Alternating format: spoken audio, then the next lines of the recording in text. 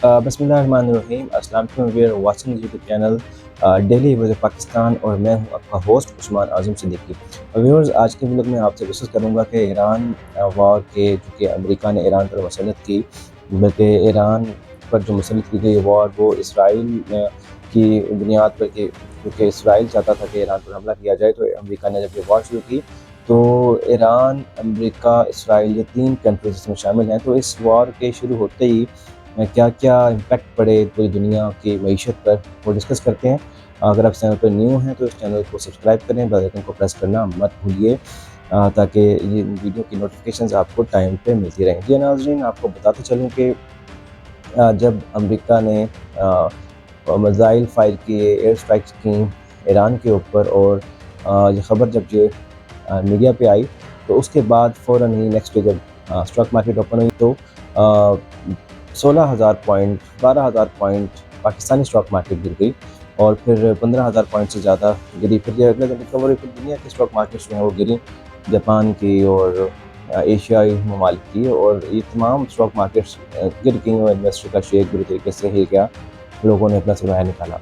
नाज़रीन, उसके अलावा तेल की प्राइसेस का फिर इशू पैदा हो गया। जब वॉर शुरू हुई तो वॉर शुरू होने के बाद जो क्राइसिस बन गया यूएई के ऊपर, जब ईरान ने वापस अटैक किए अमेरिकन एयर बेसिस के ऊपर कतर में, सऊदीया में भी, तो वहाँ से फिर उनकी जो रिफाइनरीज हैं वो बंद होना शुरू हुई, जिसके बाद ऑयल का क्राइसिस पैदा होने का खदशा हो गया, बल्कि पैदा हो गया। पाकिस्तान ने डिसाइड किया कि पेट्रोल की प्राइसेस बिल्कुल बढ़ाई जाएँ, और पाकिस्तान के प्राइम मिनिस्टर ने पेट्रोल की प्राइस बढ़ाने का हुक्म दिया, जो कि उस वक्त के वज़ीर जो हैं अली परवेज़ मलिक ने ऐलान किया।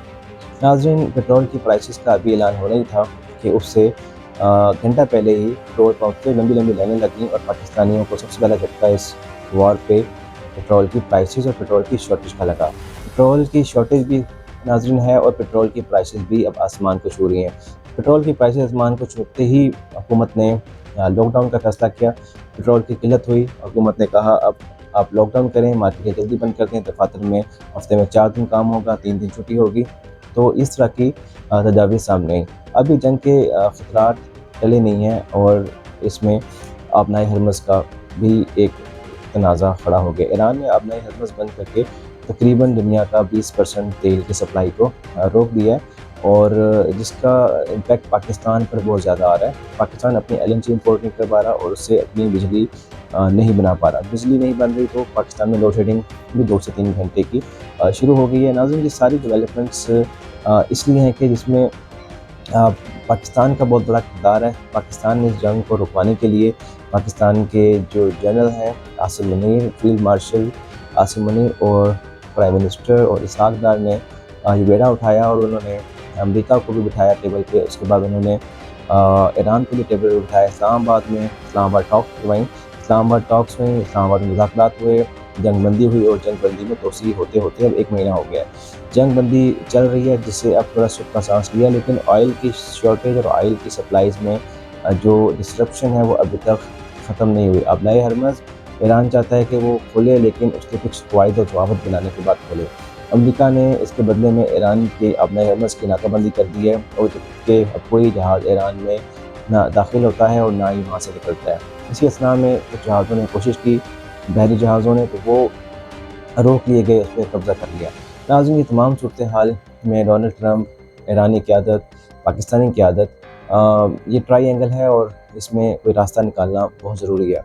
पूरी दुनिया के लिए रास्ता निकलेगा, यहीं से निकलेगा। अदरवाइज़ अगर ऑस्ट्रेलिया या जो आपकी यूरोपियन ममालिक हैं, इवन अमेरिका, ये यूरोप अकेला ज़िंदा नहीं रह सकता। यूरोप को ज़िंदा रहने के लिए पूरी दुनिया में एशिया की बहुत बड़ी अहमियत है। जब एशियाई ममालिक जो हैं वो उनको तेल की सप्लाईज़ नहीं मिलेंगी, उनकी वहाँ पे एंडस्ट शुरू हो जाएगा, तो उसके बाद कुछ नहीं हो सकता। Thank you very much for watching this video. अल्लाह हाफ़िज़।